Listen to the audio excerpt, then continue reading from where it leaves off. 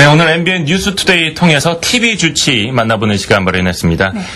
당뇨병 그 말 자체만으로도 상당히 무서운데 네. 특히나 이 합병증을 동반하기 때문에 이 당뇨병에 대한 두려움이 더 커지는 게 사실이죠. 예, 맞습니다. 이 무서운 합병증 때문에 남은 노년을 힘들게 보내진 않을지 그야말로 당뇨병으로 인한 두려움은 끝이 없는데요. 예. 이 당뇨병 치료에는요 무엇보다도 이 혈당 관리를 철저히 하는 게 중요하다고 합니다. 네. 오늘은 신장내과 홍수희 전문의를 모시고 자세하게 알아보도록 하겠습니다. 예. 안녕하십니까? 안녕하십니까? 네, 오늘 저희가 당뇨병에 대해서 알아볼 텐데 당뇨병이 평소에 몸 관리를 잘 하면 위험하지 않은 병이라는 얘기도 있는데 네, 이 개괄적으로 좀 설명을 부탁드립니다. 당뇨병에 대해서. 예, 당뇨병은 아시다시피 몸속에 췌장에서 분비되는 인슐린의 결핍 혹은 부족으로 인해서 혈당이 상승되어서 나타나는 그런 여러 가지 합병증을 동반하는 아주 무서운 질병입니다. 네. 네. 혈당이 높아져서 생기는 거군요. 근데 가끔 우연히 혈당을 측정했을 경우에 너무 좀 높게 나오면 무서운 생각이 들거든요. 네. 이렇게 우연히 측정한 혈당이 높게 나왔을 경우에 그럼 당뇨병이라고 할 수 있는 건가요? 꼭 그러지는 않습니다. 우리가 여러 가지 질병이나 이런 이전에 스트레스나 또 피로 이런 것들이 일시적으로 혈당 상승을 야기할 수 있기 때문에 예. 한번 측정한 혈당이 높다고 해서 반드시 치료를 시작하는 것은 아닙니다. 이런 경우에 1개월 내에 다시 재검사를 해보고 재검사 이후에도 지속적으로 혈당이 높은 경우에는 네. 전문의를 찾아서 치료를 받아야 되겠습니다. 사실 젊은 사람들 같은 경우에는 이 혈당을 정기적으로 체크하는 사람이 거의 없지 않습니까? 좀 꾸준히 체크하는 노력도 좀 필요해 보이기도 하고요. 그런데 그 당뇨병에도 좀 종류가 여러 가지가 있다고요? 네. 당뇨병은 우리가 흔히 소아형 당뇨와 성인형에서 오는 비만으로 인한 당뇨병으로 나눠볼 수 있고 이외에 2차성 당뇨가 있습니다. 그런데 이 소아형 당뇨는 췌장의 베타세포에서 분비되는 이 인슐린을 분비하는 세포가 파괴되어서 인슐린 분비량이 줄어들거나 감소되어서 나타나는 그런 당뇨병이고요. 예. 제2형인 당뇨인 이 비만형 당뇨병은 인슐린이 만들어지기는 하나 그 작용이 잘 되어지지 않는 그러한 인슐린으로 인해서 당뇨병이 생긴다고 볼 수 있습니다. 당뇨병이 있으신 분들은 무엇보다도 혈당 관리를 평소에 그러니까 잘 해야 되는 거잖아요. 그렇죠. 그렇다면 혈당 수치를 좀 높이지 않기 위해서 노력을 해야 될 것 같은데 어떻게 하면 혈당이 높아지는지도 알아야 될 것 같아요. 네. 우리가 제일 중요한 것은 역시 평소 식생활 습관을 잘 관리해서 우리가 필요한 섭취량을 적절히 조절하는 것이 가장 중요하겠습니다. 최근 여러 가지 그 인스턴트 음식이나 모든 식품들에서 우리가 이제 트랜스 지방이나 혹은 고지방식을 통해서 동맥경화가 오게 되고요. 이 동맥경화가 췌장에 많이 오게 되면은 역시 제2형 당뇨병과 여러 가지 질병이 온다고 볼 수 있습니다. 예. 네. 또 이 당뇨병 하면 우리가 빼놓을 수 없는 게 바로 인슐린 아닙니까? 네. 인슐린. 당뇨병 환자들에게 정말 없어서는 안 되는 이 생명줄 같은 존재인데 인슐린이 당뇨병뿐만이 아니라 장수에도 도움이 된다는 얘기가 있어요. 어떻게 된 얘기입니까? 물론이죠. 우리가 이 성인병 혹은 식생활 습관병이라 부르는 이 당뇨병은 오지 않는 합병증이 없습니다. 네. 따라서 혈당 관리를 잘 하시고 당뇨병을 지속적으로 잘 관리하신다면은 물론 장수에 큰 도움이 되겠습니다. 네.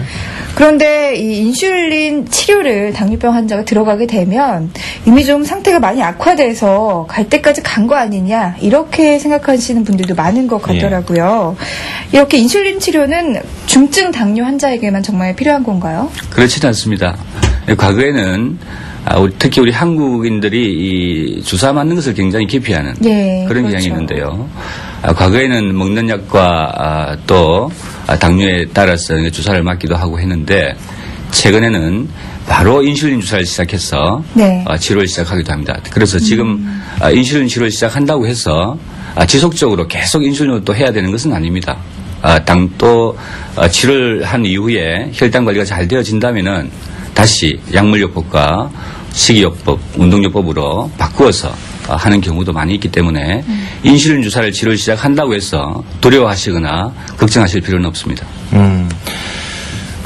인슐린이 당뇨병 걸린 분들에게 무조건 통치약이 될 수는 없는 것 아닙니까? 인슐린도 분명히 부작용이 좀 있을 텐데요. 네. 간단히 말씀드리면은 부작용이 거의 없습니다. 인슐린은 우리 생체 내에서 분비되는 호르몬이고 예. 따라서 그것을 주입한다고 해서 다른 부작용이 생기는 것은 아닙니다. 제1형과 제2형 당뇨 모두에서 역시 인슐린의 양이나 그 성능이 떨어져 있는 인슐린이기 때문에 보충해서 당을 조절하게 되는데요. 따라서 인슐린 부작용은 거의 없고 간혹 인슐린 맞은 이후에 식사를 제대로 하지 못해서 오는 저혈당증이 보고되고 있고 아주 드물게 인슐린 부종이나 인슐린 알러지가 있기는 하지만 아주 드문 경우입니다. 그 뭐 사람마다 인슐린을 맞는 양도 분명히 좀 조절이 필요하겠죠? 그렇습니다. 인슐린은 그 혈당 정도에 따라서 지속적으로 조절되어서 맞아야 하는데요. 예를 들어서 평소 처음에 인슐린 양을 당뇨 시기와 함께 운동요법을 배워가면서 할 때는 고용량을 필요로 하다가도 이분이 식이요법과 운동요법을 잘 하시게 되면은 용량을 낮추어서 맞으셔야 되고 또한 나중에 운동과 식이요법만으로 조절되는 경우에는 인슐린을 맞지 않아도 되는 경우도 간혹 있습니다. 상태가 나아지면 그렇죠. 인슐린 처음으로 맞는다고 해서 지속적으로 맞아야 되는 것은 아닙니다. 네. 그러니까 운동이나 식이요법으로 해결되지 않는 경우에 주사를 맞게 된다고 해서 너무 거부감을 가질 필요는 없다. 뭐 그런 말씀이신 것 같은데 아까 당뇨병 종류에 뭐 1형 당뇨, 2형 당뇨 이렇게 있다고 말씀을 해주셨잖아요. 그런데 임신기간에 오는 임신성 당뇨도 있다고 들었어요. 네. 역시 우리가 임신기간에 오는 당뇨에는 우리 임신은 이 당뇨병을 잘 조절하지 않으시면은 태아의 발달과 성장에 굉장히 중요한 영향을 미칩니다. 예. 그래서 조절되어지지 않는 당뇨 산모에게서 태어난 그런 태아는 거대아와 같은 그런 아주 심각한 태아의 성장에 장애를 초래하게 되겠습니다. 따라서 이런 태아 산모에게서의 어떤 당뇨 조절은 다른 당뇨보다도 더욱 엄격하게 조절해야 되겠고 우리가 이런 경우에 먹는 인슐린은 먹는 당뇨 경구 혈당 강화제는 태아의 발달에 또한 저혈당증과 함께 기형을 초래할 수 있기 때문에 반드시 인슐린으로 치료를 해야 되겠습니다. 임신분들에게도 그 인슐린이 크게 부작용은 없는 거고요. 네, 그렇습니다. 역시 인슐린은 생체 내에서 분비되는 호르몬이고 우리 몸에도 이미 맞지 않아도 분비되는 그런 호르몬입니다. 따라서 그 인슐린 맞는다고 해서 부작용은 없습니다. 네. 그 임신분들이 당뇨가 있다고 해서 크게 걱정하실 필요는 없겠네요. 그렇습니다. 임신분들이 혈당 조절로 엄격히 하신다면은 뭐 다른 걱정은 하실 필요가 없습니다. 그 주변에서 좀 당뇨가 있으신 분들 보면 상당히 평소 생활이 힘들어 보이거든요. 그 몸 관리를 철저히 해야 되기 때문인데 참 이 혈당을 낮추기 위해서 평소 습관 어떻게 좀 길들이는 게 좋을까요? 네. 이 모든 병은 동맥경화의 합병증이라고 볼 수 있습니다. 따라서 우리 동맥경화는 최근에 특히 우리 이 문화가 서구화되면서 이 동맥경화 연관된 병들이 굉장히 늘고 있는데요. 고혈압, 당뇨, 그 외의 성인병 모두가 다 동맥경화의 합병증이라고 보시면 무방하실 겁니다. 따라서 현재 지금 우리 식생활 습관에 나오는 여러 가지 이 고영양식 또 고지방식 이 모든 것들을 다 조심하심으로써 우리가 당뇨를 미연에 예방할 수가 있고 당뇨는 한번 찾아오게 되면은 지속적으로 조절해야 되는 병이기 때문에 미리 오지 않도록 하는 것이 가장 중요하다 하겠습니다. 예. 식이요법에 대해서 그러면 좀 어떻게 먹어야 혈당을 조절하는 데 도움이 되는지 좀 알려주세요. 구체적으로 말씀해 주세요. 네. 가장 중요한 것은 특별히 좋은 음식이 있다고 믿지는 마십시오. 가장 중요한 것은 골고루 식사를 통해서 우리가 모든 필수 영양소를 골고루 섭취하는 데 있고 특정한 한 가지 음식을 먹는다고 해서 좋아지는 그런 질환은 없습니다.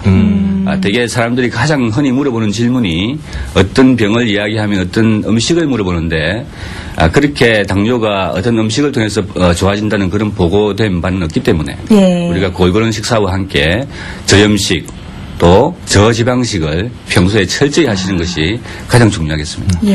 또 최근에는 뭐 세상이 많이 환경도 나빠지고 각박해지면서 어린아이들도 이 성인병에 걸리지 않습니까? 그래서 젊은 사람들도 이 당뇨병 많이 들어오죠. 특히나 좀 젊은 사람들을 위한 말씀 부탁드립니다.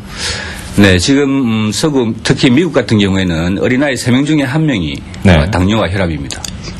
따라서 지금 우리나라도 좀 서구화되면서 이 당뇨병과 혈압이 점점 그 발생 연령이 낮아진다고 볼 수 있는데요. 역시 앞에서 말씀드렸듯이 음식에 우리가 좀 더 과거와 같이 식이섬유질 섭취가 많은 그런 음식으로 섭취하시는 것이 더욱 좋다 하겠습니다. 네. 참 특히나 조심해야 될 게 상당히 많은 당뇨병입니다. 자기 몸의 혈당을 관리할 수 있는 건강을 좀 챙겨봐야 할 것 같습니다. 오늘 이 신장내과 홍수희 전문의와 함께 당뇨병에 대해서 자세히 알아봤습니다. 아침에 나와주셔서 고맙습니다. 네, 고맙습니다.